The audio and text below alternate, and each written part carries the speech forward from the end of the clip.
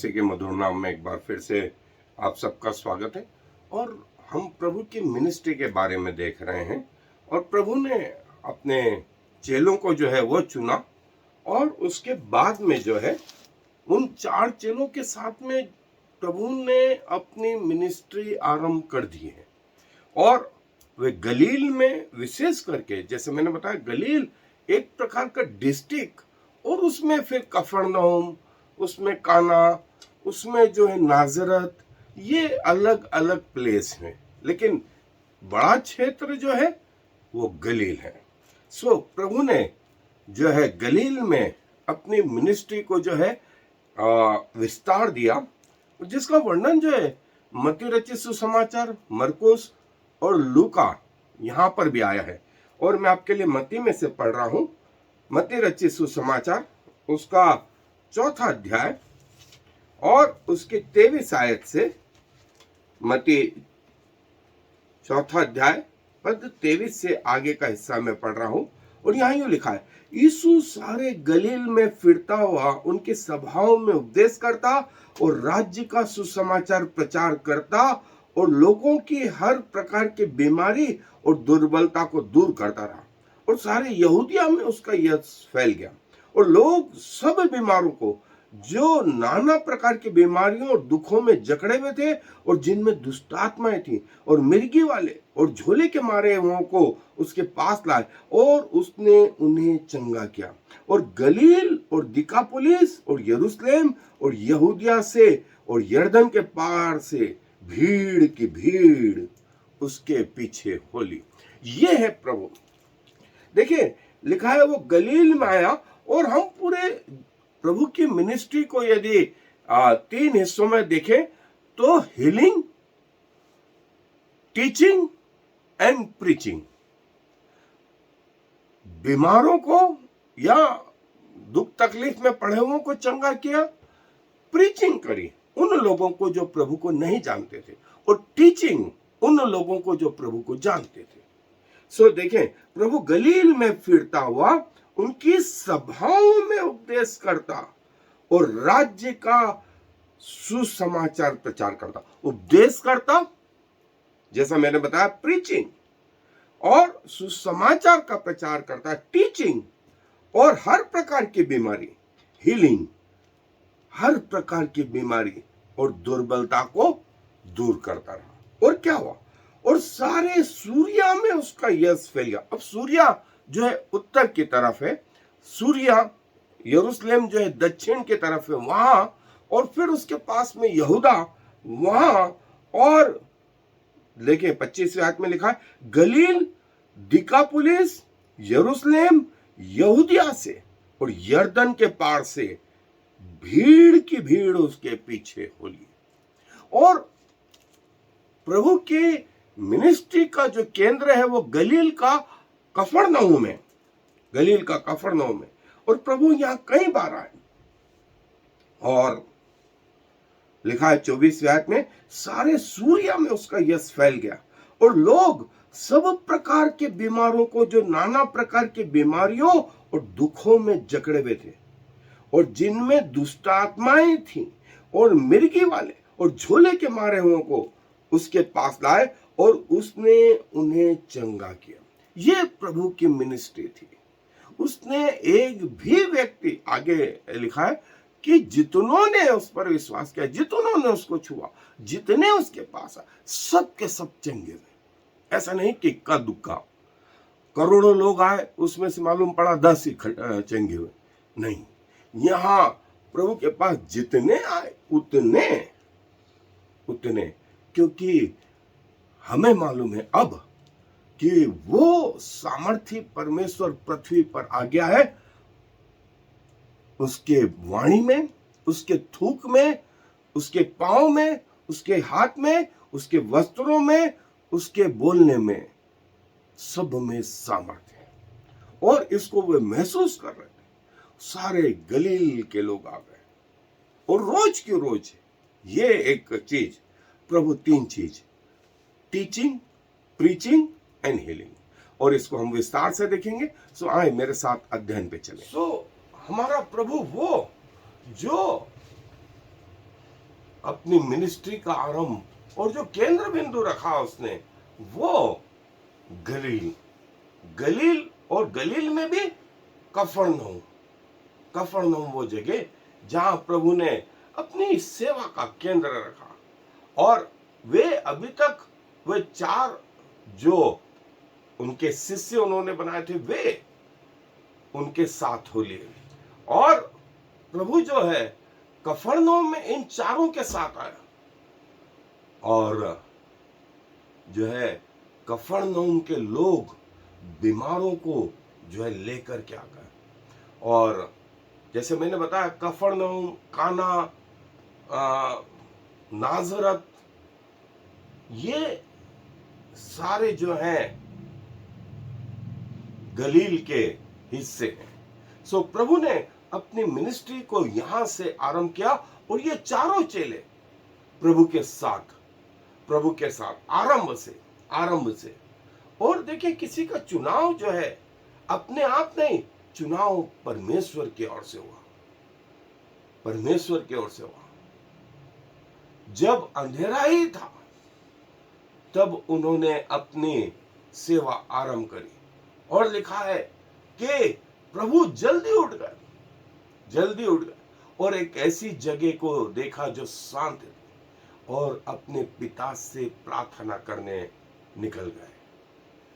Early morning prayer हमको किससे सीखना है?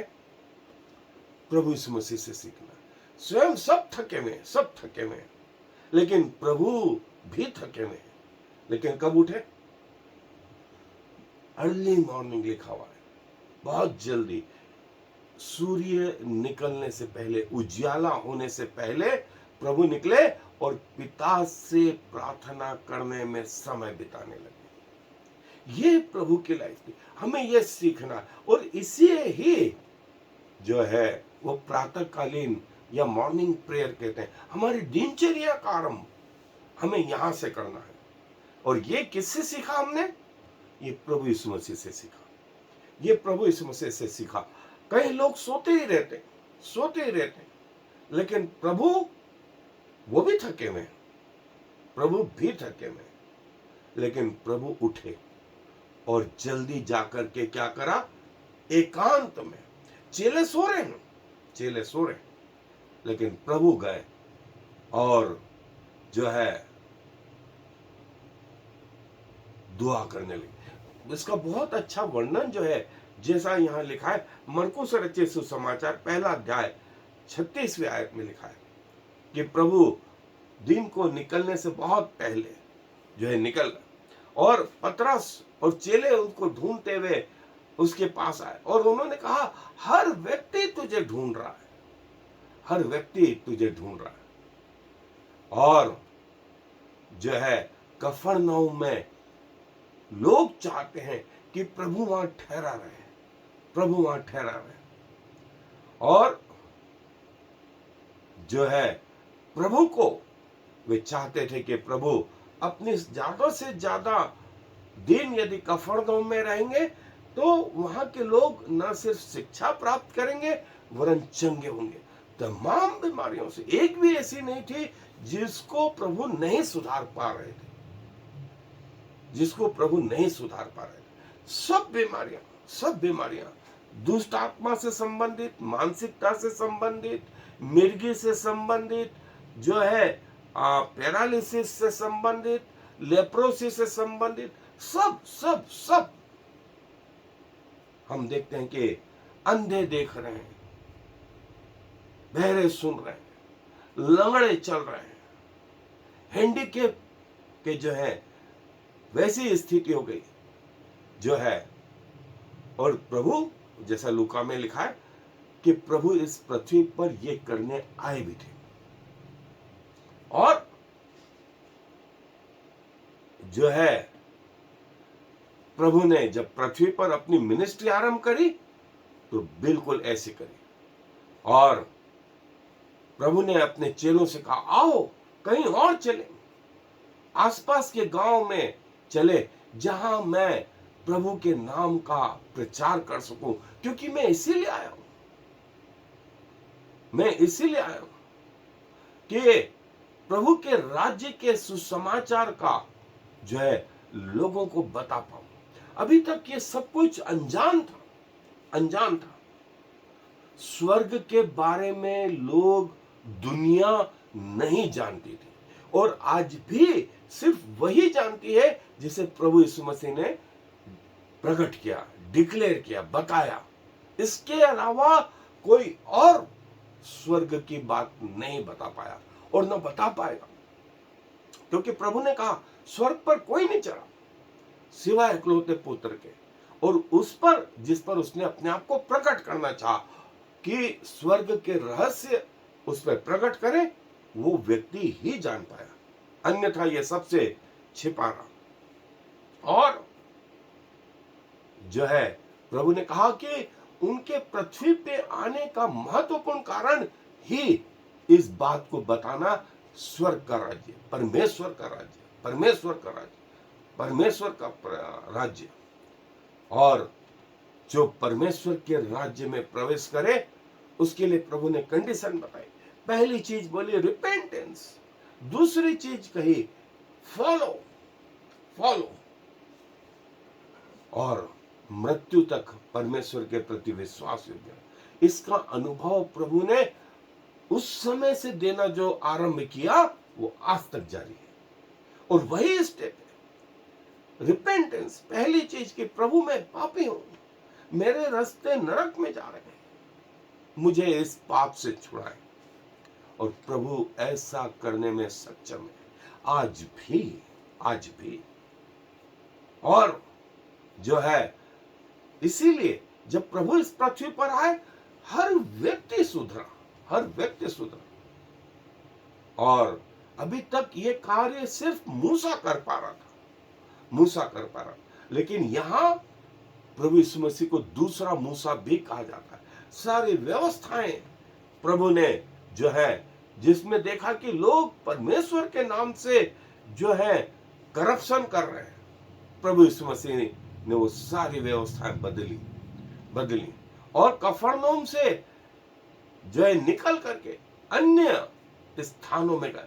और उनके साथ ये चार जो है डिसाइपल थे, पतरस, उसका भाई यूहन्ना, अंद्रियास, यूहन्ना और याकूब। और प्रभु ने इन्हें अपने साथ रखा कि प्रभु के संग वो सेवा में लगे रहे। और फिर है जब गलील से इन चारों के साथ प्रभु निकले तो चारों ओर सूर्य की, और दिकापुलिस में, जैसा हमने देखा गलील में ये सब शहर आते थे, एक जिला था, वैसे दिकापुलिस में कम से कम 10 शहर आते थे जो यर्दन नदी के उस पार है। सो प्रभु यर्दन नदी के उस पार दिकापुलिस में, और फिर जैसा मैंने बताया नीचे की ओर यरूशलेम और उसके पास यहूदिया। सो देखें, यर्दन के इस पार गलील, यर्दन के उस पार दिकापुलिस, और नीचे की ओर यरूशलेम, और यरूशलेम के पास यहूदा का क्षेत्र, और उत्तर की ओर टॉप की ओर सूर्या का क्षेत्र। और प्रभु ने इनको निराश नहीं किया, प्रभु सब जगह जाते। और ऐसा कैलकुलेटेड है कि प्रभु ने अपनी सेवा इतनी करी कि उसमें दुनिया का एक चक्कर लगाया जा सकता है। प्रभु इतना चले इन 3.5 सालों के भीतर, और अपने बचपन से इतना चले कि उसमें सारी दुनिया कवर हो सकती है। और ये बात जो है चेलों को भी मालूम थी, और प्रभु को वहां की स्थिति मालूम थी। कफरनहूम में जो है पतरस, अंद्रियास, याकूब, यूहन्ना को ये स्थिति मालूम थी। ये कफरनहूम की वो झील, और गलील के इस पार है ये, और गलील के उस पार दिकापुलिस। सो प्रभु और उसके चेले जो है सब तरफ गए, सब लोगों को बनते कोशिश परमेश्वर के राज्य का सुसमाचार। और प्रभु की कोशिश आज भी यही है, प्रभु की कोशिश आज भी यही है, वो एक भी आत्मा को खोते हुए नहीं देखना चाहते। इसीलिए उनके द्वितीय आगमन में भी जो डिले है वो जो है इसी कारण से कि प्रभु जो है नहीं चाहते कि इनमें से एक भी नाश हो। और प्रभु ने इन चारों को कहा था कि आओ मैं तुम्हें मनुष्य के मछुए बनाऊंगा, और बाद में इनको बनाया, मनुष्य के मछुए बनाया। और प्रभु ने कफरनहूम जो उनकी मिनिस्ट्री का केंद्र था, वहां पर हर बीमार चंगा किया। ऐसा आया है कि सब लोग सब चंगे हुए। ऐसा नहीं हुआ कि 10 में से 1 हुआ और 9 छूट गए, नहीं, 10 आए, 10 चंगे। और इसीलिए प्रभु का नाम फैल गया सारी जगह। देखें, जब हमने देखा था ये गलील का हिस्सा है, ये गलील का हिस्सा है, ये दिकापुलिस है। ये देखें, यरदन के इस पार दिकापुलिस, और नीचे सामरिया, ये सामरिया, और इसके नीचे यहूदिया, और फिर यरूशलेम। सो प्रभु का ये क्षेत्र जो है बराबर जो है बना रहा। और प्रभु अपनी सेवा इन 3.5 सालों में लगातार दिन रात करते रहे। और जो हमने महत्वपूर्ण चीज सीख करके जा रहे हैं वो ये कि अर्ली मॉर्निंग भोर होने से बहुत पहले वो उठे। सब थके हुए, प्रभु भी थके हुए, लेकिन उठे और एकांत स्थान में गए प्रार्थना करने। हमें चाहिए कि हम भी अपनी दिनचर्याओं का आरंभ प्रभु के चरणों से कर सके। और प्रभु के चरणों में जब दिन हुआ तो बहुत सारे लोग आते, लंगड़े आते, मिर्गी वाले आते, दुष्ट आत्माओं से सताने वाले आते, और प्रभु ने उन सबको चंगा किया। और प्रभु की चंगाई जो है गलील से आरंभ हुई। और ये आज भी है, ये इससे आज में लोग देखने जाते हैं। कफरनहूम की झील, जहां पतरस का चुनाव किया, अंद्रयास का, यूहन्ना और याकूब का चुनाव किया, वहां पर ये जगह आज भी है। आज भी कफरनहूम में सभागार, आज भी नाजरत में सभागार, आज भी जो है गलील के उन स्थानों में, काना में, वो जगह, सुखार में जो है नीचे यरूशलेम की ओर, वो नदी जहां सामरी स्त्री से उनकी मुलाकात हुई। और देखें, ये प्रभु की मिनिस्ट्री रही। ये कफरनहूम और ये दूसरे क्षेत्र। और जो प्रभु ने जो है मिनिस्ट्री करी, उसका ये हेडिंग, इन हेडिंगों में आप देख सकते हैं कि प्रभु ने कौन सी जगह कहां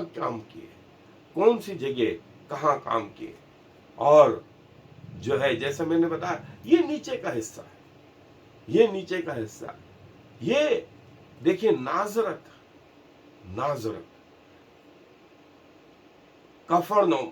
कफरनहूम के बाद में ये यरीको, ये जूदिया, यहूदा, सामरिया, और इधर था दिकापुलिस, और ये है जेरूसलेम। इसके नीचे जाएंगे तो जो है मिस्र, इजिप्ट, और ये समुद्र का हिस्सा है। सो ये दोस्तों, ये प्रभु की मिनिस्ट्री का एक जो है आउटलाइन है, खाका है। ये गलील में प्रभु की मिनिस्ट्री। और कफरनहूम जो झील के किनारे था, प्रभु इन सब से जो है वाकिफ थे। और जो है गलील के कफरनहूम में यहां पर प्रभु की मिनिस्ट्री का जो है क्षेत्र, ये दिकापुलिस, ये यहूदिया, ये सामरिया, और ये डेड सी, मृत सागर, और ये जॉर्डन रिवर, और इसके इस तरफ यहूदिया, सामरिया, गलील, और उस तरफ डिकापुलिस, और नीचे की तरफ यरूशलेम। ये प्रभु आना जाना, प्रभु की सेवा जो है एक क्षेत्र में नहीं, पूरे क्षेत्र में प्रभु ने कष्टों के साथ, इसलिए कि एक भी नाश न हो। और यहीं से प्रभु ने 12 चेलों को चुना और उन्हें भी अधिकार दिया कि दुष्टात्माओं को निकालें, मिर्गी वालों को सुधारें, परमेश्वर के राज्य का सुसमाचार प्रचार करें। और कफरनहूम, जैसा हमने पहले देखा है, कफरनहूम उनकी मिनिस्ट्री का सेंटर बिंदु। सो कफरनहूम प्रभु की मिनिस्ट्री का केंद्र बिंदु, और गलील वो क्षेत्र। इसके बाद प्रभु की जब मिनिस्ट्री यहां जो है आरंभ हुई, यहां पर ही प्रभु ने वो बीज बोने वाले का दृष्टांत, यहां पर प्रभु ने कहा कि लोग दिया बार के जमीन पे नहीं ऊंचे पर रखते हैं ताकि सबको उजाला पहुंचे। और प्रभु ने यहां पर अपनी टीचिंग, प्रीचिंग और हीलिंग जो है सामने मत्ती रचित सुसमाचार में पढ़ा। और ये कफरनहूम का वो क्षेत्र जो समुद्र के किनारे, जबूलून और नप्ताली का क्षेत्र, जिसका वर्णन मत्ती रचित सुसमाचार के 4 अध्याय 13वीं आयत में है। प्रभु की मिनिस्ट्री का केंद्र बिंदु, प्रभु की मिनिस्ट्री का केंद्र बिंदु। सो ये है हमारा प्रभु। और प्रतिदिन प्रभु की आदत कि परमेश्वर के चरणों में बैठना, दुआ में। और 30 साल तक जो प्रभु ने मेहनत करी वो परमेश्वर के वचन में। सो प्रभु से हम ये सीखे कि परमेश्वर का वचन हमारे जीवन से छूटने न पाए, प्रभु से प्रार्थनाएं हमारी छूटने न पाए, प्रचार हमसे छूटने न पाए, प्रभु की आराधना हमसे छूटने न पाए, और धन्यवाद और आदर और महिमा हमसे छूटने न पाए। ये उस दिन हमसे बंद हो जिस दिन हमारी मृत्यु हो, क्योंकि हमारी मृत्यु के बाद भी जो बना रहेगा वो परमेश्वर रहेगा। एक पीढ़ी जाएगी, दूसरी आएगी। सो प्रभु अपने वचन पर आशीष दे। मुझे धन्यवाद देते हैं कि आप थके होने के बावजूद भी पिता के साथ अपना संपर्क बनाए रखते हैं। जब सब थके थे, आप भी थके थे, वो अर्ली मॉर्निंग आप उठे, पिता से दुआ करने में समय बिताया, वचन पढ़ने में आपने कभी कमी नहीं रखी, प्रार्थना करना, प्रचार करना, ये आपके जीवन से बना रहा और ये मृत्यु तक जारी रहा। आराधना करना, धन्यवाद देना, संगति रखना, परमेश्वर के चरणों में बैठना। प्रभु जी धन्यवाद देते हैं कि जब आप पृथ्वी पर आए, टीचिंग के अलावा प्रीचिंग और हीलिंग, ये मिनिस्ट्री के जो 3 महत्वपूर्ण क्षेत्र थे, उसमें भरपूरी के साथ आपने अपना उपयोग करा प्रभु, और हमारे लिए एक आदर्श दे गए कि हमें निराशा नहीं हो, वरन हम आपके पद चिन्हों पर चल सके। सारा आदर आपको देते हुए इस विनती को प्रभु यीशु मसीह के नाम से मांग रहे हैं, आमीन। और फिर I am the Lord. There is no other God. I have prepared you even though you do not know me, so all the world from east to west will know there is no other God. I am the Lord, and there is no other.